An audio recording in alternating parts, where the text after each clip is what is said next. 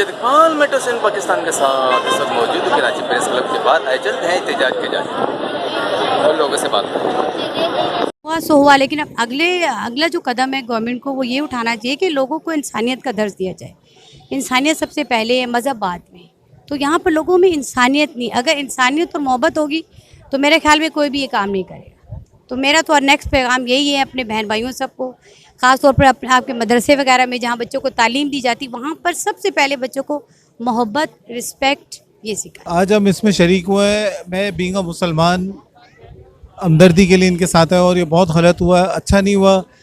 कुछ लोग करते हैं शेर पसंदी और बाकी जितना मुल्क है वो इसको भुगता है और ये अच्छा नहीं है। हमें मिलजुल के रहना चाहिए। ये हमारे भाई हैं, अहले किताब हैं और मेरे अंदाजे में ऐसा लोग करते नहीं है लेकिन इनको बदनाम किया जाता है। तो मेरी यही दरख्वास्त है गवर्नमेंट से, जो लोग इस शहर में मुलव्वस हैं उनको सख्त से सख्त सजा दी जाए। उम्दा में पकाएं और जी भर के खाएं।